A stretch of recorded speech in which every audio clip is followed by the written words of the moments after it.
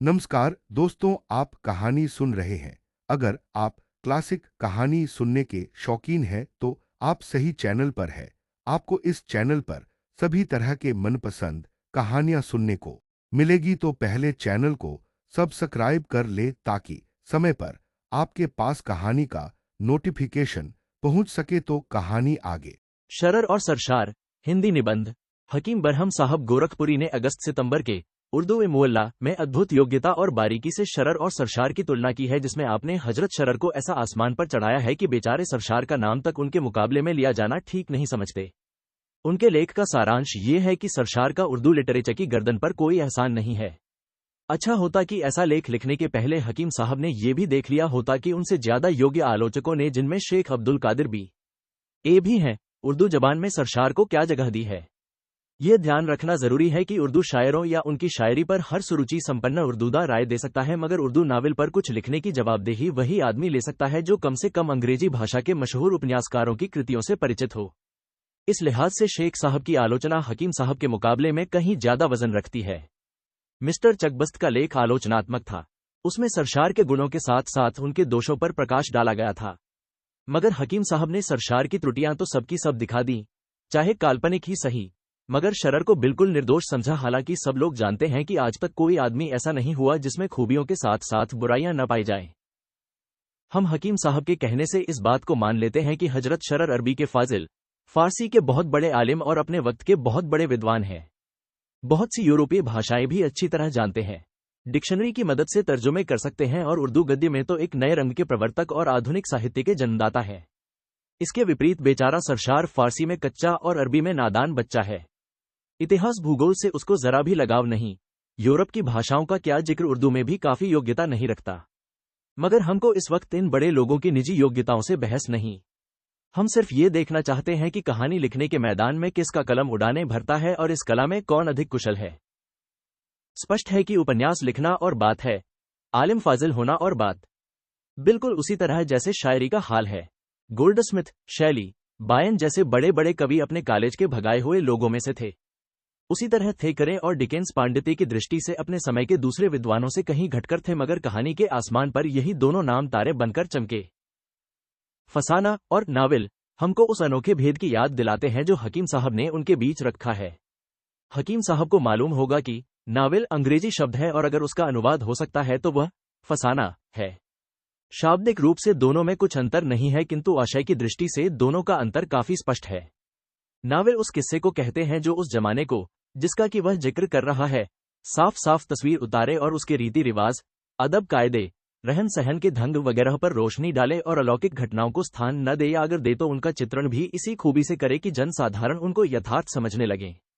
इसी का नाम है नावल या नए ढंग का किस्सा। फसाने अज्ञायब या गुलाब कावली या किसे मुमताज या तलिस्मे होशरुबा बैकवोट या बोस्ताने ख्याल सब पुराने ढंग के किस्से हैं जिनमें नए किस्से का खूबियों की गंध तक नहीं।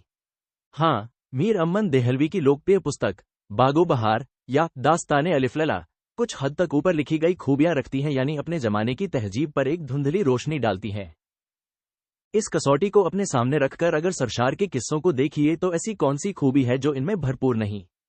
सच तो ये है कि उनकी सब किताबें अपने जमाने की सच्ची तस्वीरें हैं।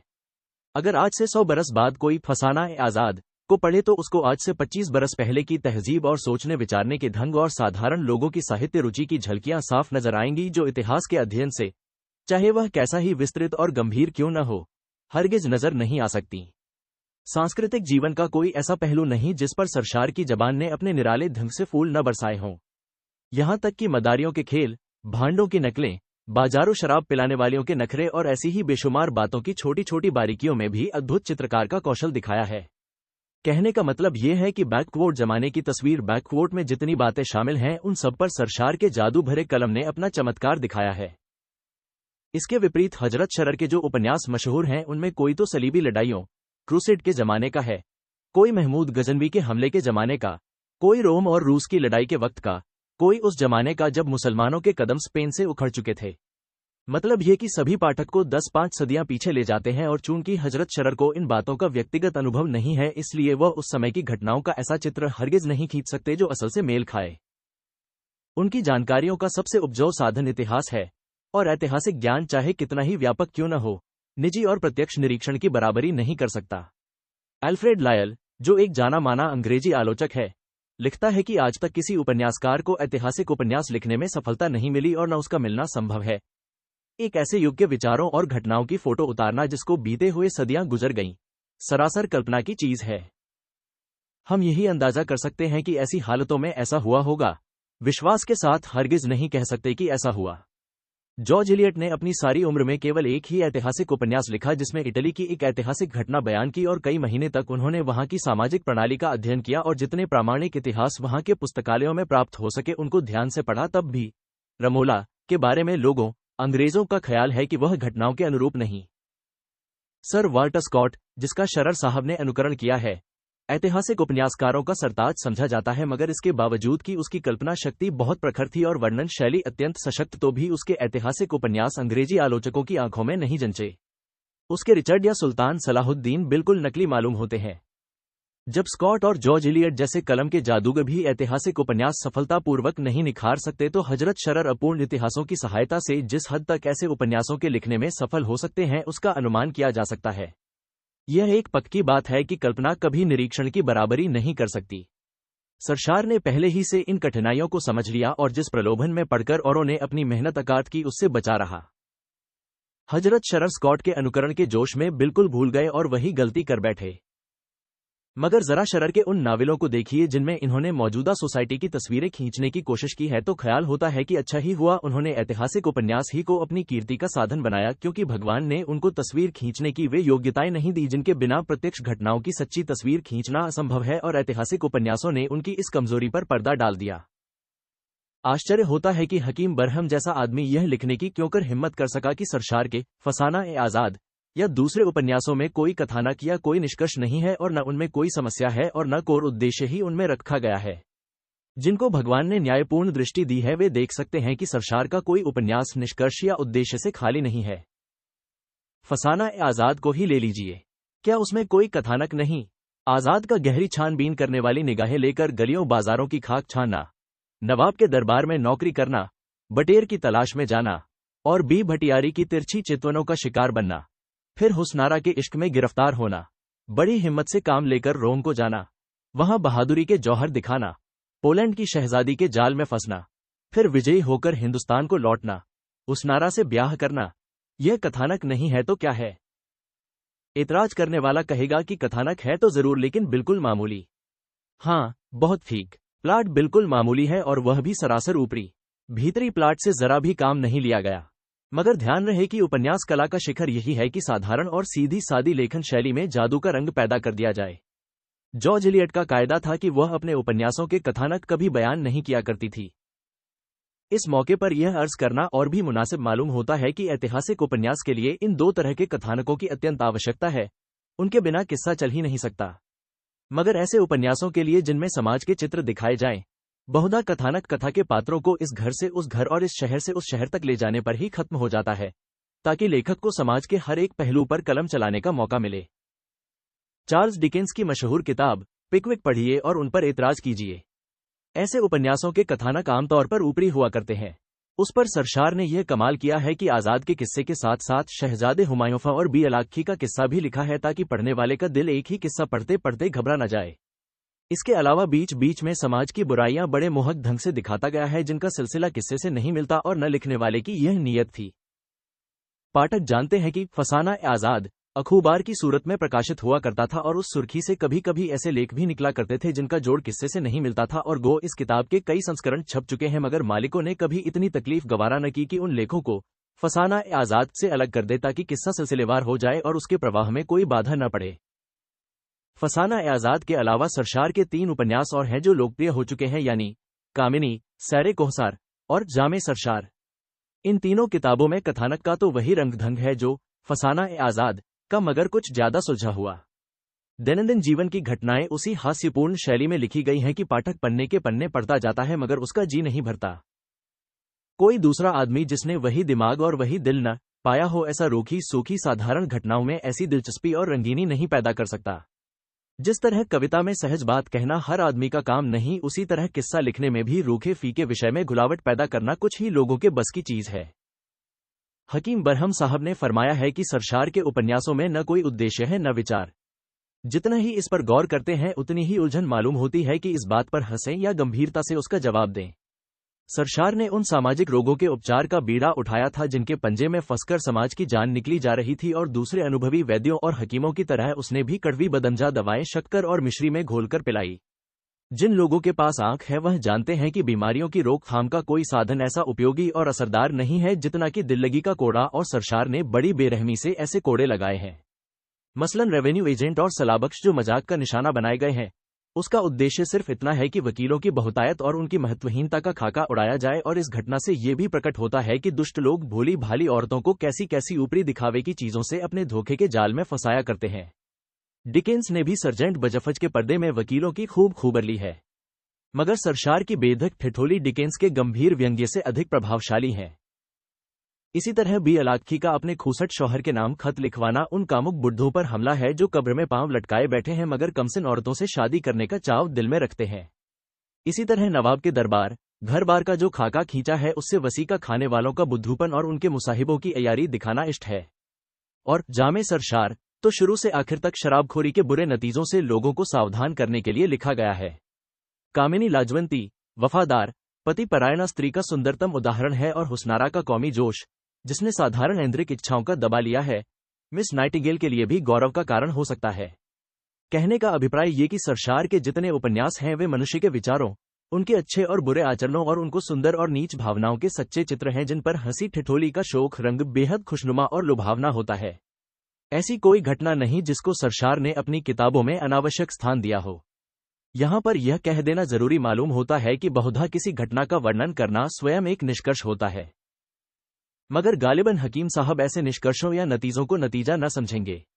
उनके नजदीक उस नावल के शीशे में निष्कर्ष, उद्देश्य और विचार भरे होते हैं जिस पर इस तरह का कोई लेबल लगा होता है, इस उपन्यास में पर्दे के बुरे नतीजे दिखाए गए हैं, या इस उपन्यास में यह सिद्ध किया गया है कि मर्जी के खिलाफ शादियों का हमेशा बुरा नतीजा होता है, या इस उपन्यास में सलीबी लड़ाइयों का जोशो खरोश और आपस के मजहबी झगड़ों के भयानक नतीजे बड़ी खूबी से दिखाए गए हैं, आदि आदि।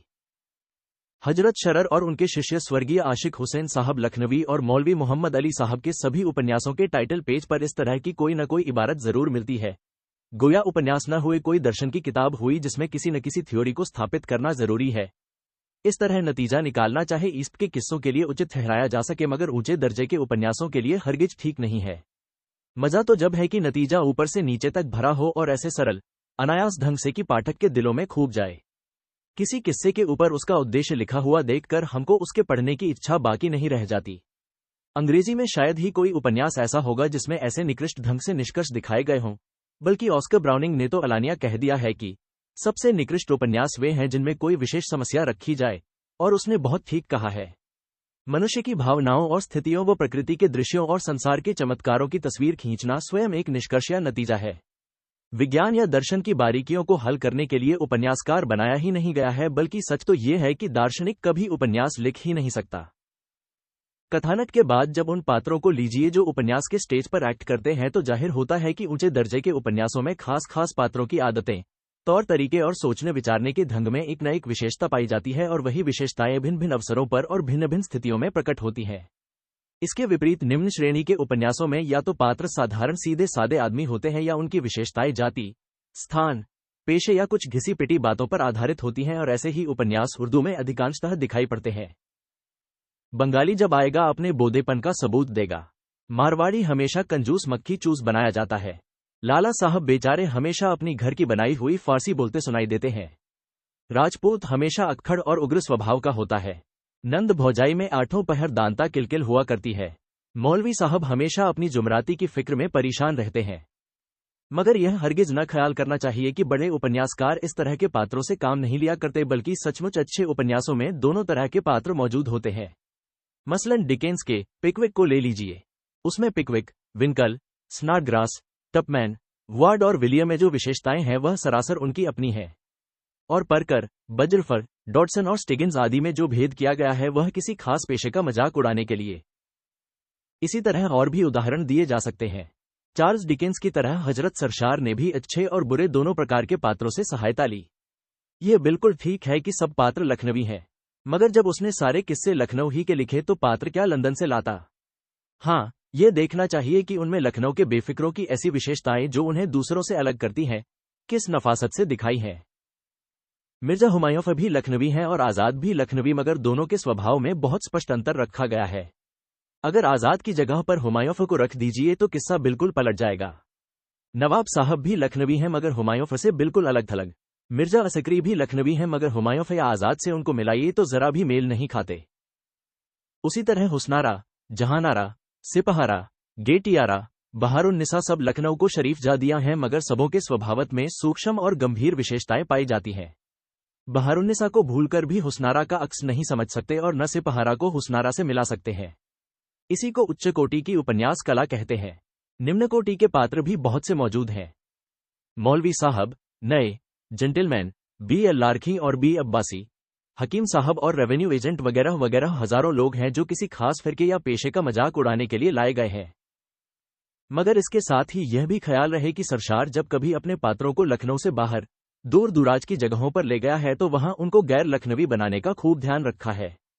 मिस मोडा या मिस रोज या पोलैंड की शहजादी लखनऊ की शरीफजादियां नहीं कही जा सकती। अलीको पाशा या कुस्तुनतुनिया के होटल का सौदागर लखनऊ के आवारा और बाजारी बेफिक्रे नहीं है। हकीम साहब ने जो कमजोरियां सरशार में दिखाई थी वह सबकी सब शरर के पात्रों में पाई जाती हैं। इसमें कोई शक नहीं कि उन्होंने पात्रों का चुनाव बड़ी खूबी से किया। किसी को रोम से बुलाया, किसी को अरब से, किसी को मिस्र से, किसी को फारस से, मगर न तो उनकी जातीय विशेषताओं को और न उनकी अपनी निजी विशेषताओं को सफलतापूर्वक दिखा सके।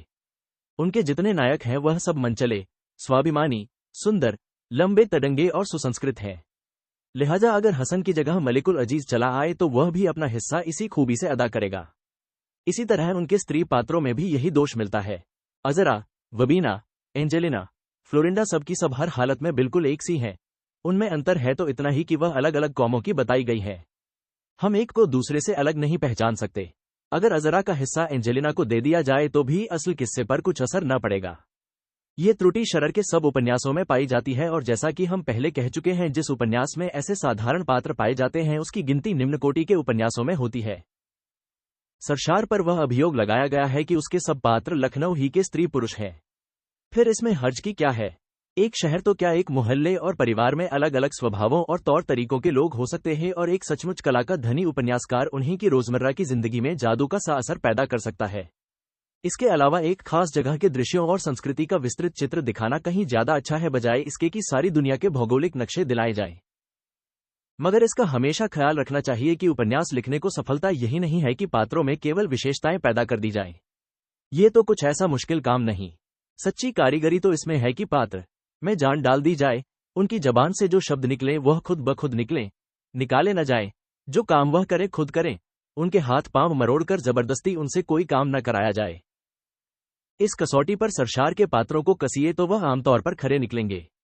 उनमें वही चलत फिरत है जो जीते जागते आदमियों में हुआ करती है। उनमें वही छेड़छाड़, वही हंसी मजाक, वही गुपचुप इशारे, वही गुलगपाड़े होते हैं जो हम अपनी बेतकलुफी की मजलिसों में किया करते हैं। उनकी एक एक बात से हमको हमदर्दी हो जाती है। वह हमको हंसाते हैं, रुलाते हैं, चिढ़ाते हैं, सताते हैं। उनके कह कहे की आवाजें हमारे कान में आती हैं, हमारे दिल में गुदगुदी पैदा होती है और हम खुद ब खुद खिलखिला पड़ते हैं। उनके रोने की दिल हिला देने वाली आवाजें हम सुनते हैं और हमारी आंखों में बरबस आंसू भर आते हैं। कौन ऐसा गंभीर आदमी है जो बुआ जाफरान और ख्वाजा बदिया की लगावट बाजियों पर हंस न पड़े?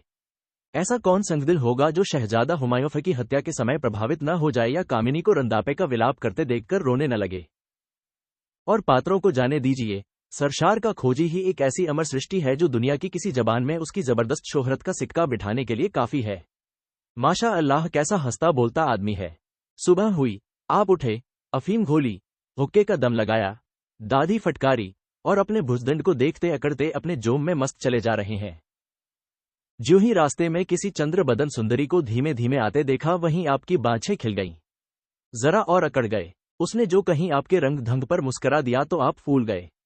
गुमान हुआ मुझ पर रीझ गई। फौरन मूंछों पर ताव दिया और मुस्कराकर तीखी बांकी चितवनों से आसपास के लोगों को देखने लगे कि पांव में ठोकर लगी और चारों खाने चित। यारों ने कह कहा लगाया मगर क्या मजाल की हजरत के चेहरे पर जरा भी मैल आने पाए। गर्द झाड़ी, उठ खड़े हुए और बस ओ गीदी का नारा लगाया।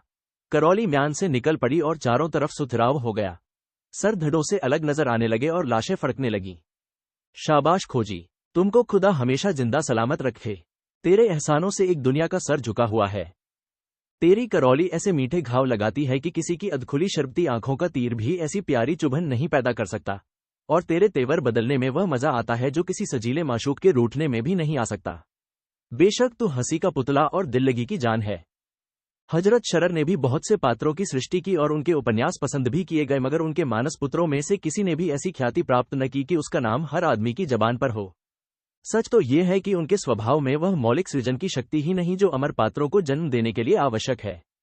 इसमें कोई संदेह नहीं कि जब वह किसी नए पात्र को बुलाते हैं तो पहले उसका स्वागत बड़ी धूमधाम से करते हैं और पाठकों से उसका परिचय कराते हुए फरमाते हैं कि यह हजरत ऐसे हैं और वैसे हैं, आप आंतरिक और बाह्य सद्गुणों की खान हैं, आदि आदि।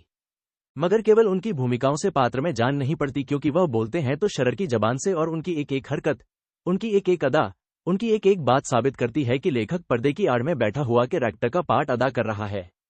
हमारे दिल में खुद ब खुद ये ख्याल नहीं पैदा होता कि हम कुछ आत्मीय मित्रों की संगत का मजा ले रहे हैं। वह रोए हमको परवाह नहीं, वह हंसे हमको खूबर नहीं, हम जानते हैं कि वह काल्पनिक है। शरर ने अरब, अजम, फारस, तुर्किस्तान, रूस, रोम, अलीगढ़, लखनऊ और खुदा जाने कितनी जगहों के दृश्य दिखाए, मगर उनके किसी उपन्यास से वहां के जनसाधारण के रहन सहन और सोचने विचारने के ढंग का पता नहीं चलता। सरशार के जादू भरे कलम ने हमको गली कूचों, मेलों ठेलों और बाग बगीचों की सैर ऐसी खूबी से करा दी कि शायद हम वहां जाकर खुद उनको देखते तो इतना लुत्फ न उठा सकते। हमको कदम कदम पर लखनऊ के अमीर फकीर, गवार, अय्यार, भांड, दिल्लगीबाज, मस्खरे, तिरछे, बांके, कुलीन नीच, सभ्य असभ्य, बुए जवान गरज, हर रंग और हर तरह के आदमी नजर आते हैं। वह हंसते बोलते हैं, दिल्लगी मजाक करते हैं, नाचते गाते हैं, मगर इसलिए नहीं कि हम देख रहे हैं, बल्कि यह उनका रोजमर्रा का तरीका है। हमारा जी चाहे तो हम भी देख लें। ऑस्कर ब्राउनिंग ने लिखा है कि उपन्यासकार में इन 4 मानसिक गुणों का होना उपन्यास के लिए नितांत आवश्यक है। 1. वर्णन शैली। 2. हंसी मजाक कर सकना। 3. दर्शन। 4. ड्रामा या किसी घटना में अनायास प्रभाव उत्पन्न कर देना। अब सरशार को देखिए तो उसमें दर्शन को छोड़कर और तीनों गुण खूब मिलते हैं, और हजरत शरर अगर इन गुणों में से कोई रखते हैं तो वह एक हद तक दर्शन है, मगर वह दर्शन जो धर्म और जाति से संबंध रखता है और दिलों में फूट डाल देना जिसका खास, सबसे खास काम है। यहाँ पर एक ऐसी बात की चर्चा करना भी आवश्यक मालूम होता है जो कुछ लोगों को शायद बुरी लगे। सरशार ने जितनी किताबें लिखी उनमें एक भी ऐसी नहीं कि जिसको मुसलमान या ईसाई एक सी दिलचस्पी से न पढ़े। वह सब धार्मिक विद्वेष से मुक्त है। इसके विपरीत हजरत शरर के हीरो तो हर हालत में मुसलमान होते हैं, मगर हीरोइन कभी हिंदू होती है कभी ईसाई। हजरत शरर तो फिलासफर हैं, कम से कम उन्हें इतनी समझ होनी चाहिए कि वह उस भड़कावे का अनुमान कर ले जो हिंदू और ईसाइयों के दिल में उनकी इस गलती से पैदा होता है। क्या मुसलमानों में इतनी सुंदर, सुशील स्त्रियां नहीं हैं जिनको हीरोइन बनने का गौरव मिल सके? शायद कोई साहब फरमाएंगे कि कुछ हिंदू लोगों ने भी हिंदू हीरो से मुसलमान हीरोइन का जोड़ा मिलाया है, मगर क्या जरूरत है कि हजरत शरर भी वही गलती करें? हमने खुद देखा है कि अक्सर हिंदू लोग मंसूर और मोहना को घृणा की दृष्टि से देखते हैं, उसी तरह जैसे कि कुछ मुसलमान दुर्गेश नंदिनी को देखते हैं। प्रेम का ये ढंग बहुत बुरा है। कमजोर दिमाग वाले चाहे इन विद्वेषों का शिकार हो जाए, मगर एक जिम्मेदार आदमी की तरफ से उनका प्रकाश में आना अनुचित है। हिंदुस्तान में यह आम रिवाज है कि लड़की के जाति वालों या रिश्तेदारों या भाई बंधों का महत्व लड़के वालों के रिश्तेदारों से कम हुआ करता है, और साधारण लोगों में भूंडी रुचि के लोग दूसरों को अपना साला कहकर खुश होते हैं कि जैसे पति का तरफदार होना पत्नी के तरफदारों पर हावी होना है। बहुत बार यह भी देखने में आता है कि बेहुदा बकने वाले शोहदे अपने मस्तरंगी मोहब्बत का बड़े घमंड से जिक्र किया करते हैं। हजरत शरर इन्हीं ओछी से ओछी भावनाओं का शिकार हो गए। बहुत कम ऐसे हिंदू होंगे जो उनके प्रशंसक हो, हालांकि सरशार के सामने इज्जत से सर झुकाने वालों में अक्सर मुसलमान साहबान हैं। यहां उन लोगों का जिक्र नहीं है जो कौमी एकता की आड़ में फूट का बीज बोते हैं।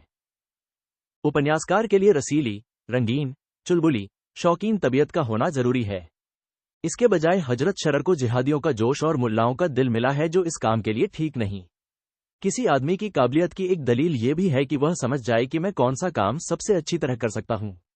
सरशार ने अपने दिल को समझा, हजरत शरर न समझ सके। मगर सबसे बड़ा जुल्म जो हकीम बरहम ने सरशार पर किया है वह उसकी लेखन शैली पर है। हम ये कहने पर मजबूर हैं कि इस मौके पर बड़ी बेरहमी से इंसाफ का गला घोटा गया है।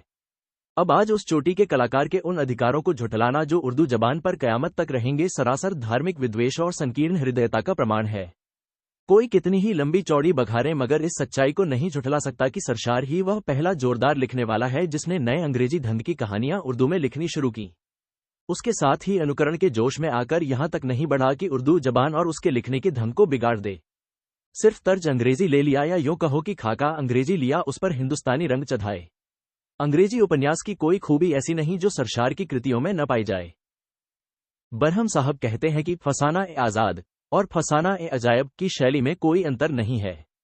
हमको यकीन नहीं आता कि हकीम साहब के कलम से यह रिमार्क निकला। जामे सरशार से जो 2 उद्धरण लिए गए हैं वह खुद इस दावे का खंडन करते हैं। इसमें कोई शक नहीं कि कहीं कहीं पंडित जी ने सुरूर के रंग में लिखा है, मगर यह उनका खास रंग नहीं है, बल्कि जहां कहीं तिरछे बांके छैलों की बातचीत लिखी है वहां जबान की रंगीनी और काफियेबंदी पर ज्यादा जोर दिया है, और इसकी उनको दाद देनी चाहिए कि बेफिक्रों से बहुत गंभीर नपी तुली बातचीत नहीं कराई जो उनके मुंह से बिल्कुल पराई मालूम होती। ये भी ख्याल रहे कि यद्यपि उपन्यासकार का खास रंग एक ही होता है, मगर चूंकि वह हर ढंग और फैशन के आदमियों को बचाना बिगाड़ता रहता है, इसलिए उसकी जबान भी हर मौके पर रंग बदलती रहती है। फसाना-ए-आजाद में जब कभी हकीम साहब तशरीफ लाते हैं तो पश्तो में बातें किया करते हैं। अब अगर कोई उनकी जबान को सरशार की जबान बतलाए तो इसका जवाब चुप रह जाने के सिवा और क्या हो सकता है। हकीम साहब ने मौलिकता के अर्थ समझने में भूल की। मौलिकता इसका नाम नहीं कि अंग्रेजी की अजनबी सी तरकीबों, बंदिशों, उपमाओं और रूपकों के बेजोड़ रूखे अंगड़ अनुवाद कर दिए जाए जैसा कि हजरत शरर ने किया है। इसी का नाम तो नक्काली है। उस पर तुर्रा ये कि बेचारे सरशार पर नक्काली का इल्जाम इसलिए लगाया है कि वह अपने पात्रों से मौके के हिसाब से बातें करवाता है। हकीम साहब को जानना चाहिए कि उर्दू कहानी कला में इसी को मौलिकता कहते हैं। हजरत शरर जब किसी उपन्यास का आरंभ करते हैं तो पहले सीनरी का बहुत लंबा चौड़ा बयान करते हैं और इसके बाद हर अध्याय के आरंभ में ऐसे ही बयान होते हैं जो कहानी के प्रवाह में बाधा उपस्थित करते हैं और साधारण पढ़ने वाला घबराकर उनको छोड़ देता है। हकीम बरहम साहब ने भी हाल ही में एक उपन्यास लिखा। उसमें शरर का अनुकरण इस सीमा तक किया कि 90 पन्नों के उपन्यास में 25 पन्नों से ज्यादा सिर्फ सीनरियों पर ही खर्च कर दिए थे। यही कला का दोष है। यहां पर इतना कहना और जरूरी मालूम होता है कि पश्चिमी हीरोइन की तस्वीर जो हकीम साहब ने हमारे सामने बड़ी शान से पेश की है, काट छांट कर थोड़े से शब्दों में बयान की जा सकती है। ये बात मान ली गई है कि लेखक किसी पात्र के नाक नक्शे, चेहरे मोहरे का बयान कैसी ही खूबी से क्यों न करे, मगर पढ़ने वाले के सामने जैसी तस्वीर खींचना चाहता है हरगिज नहीं खींच सकता। जितने नए अंग्रेजी उपन्यास हैं उनमें शरीर संबंधी बातों का बयान थोड़े से शब्दों में समाप्त हो जाता है, और मानसिक गुणों को पहले से प्रकट करना तो अपने आप को उपन्यास रचना के सिद्धांतों से नितांत अपरिचित सिद्ध करना है। यह भी गौर करने की बात है कि हजरत सरशार के रंग में लिखने को बहुतों ने कोशिश की मगर किसी को सफलता न मिली। जैसे आजाद का अनुकरण कठिन है, उसी तरह सरशार के भी रंग में लिखना मुश्किल है। हालांकि कुछ उपन्यासकारों ने शरर से पाला मार लिया है। यही वजह है कि उनके उपन्यासों की जितनी कद्र मुल्क ने की उसकी आधी भी शरर के किसी उपन्यास की नहीं हुई।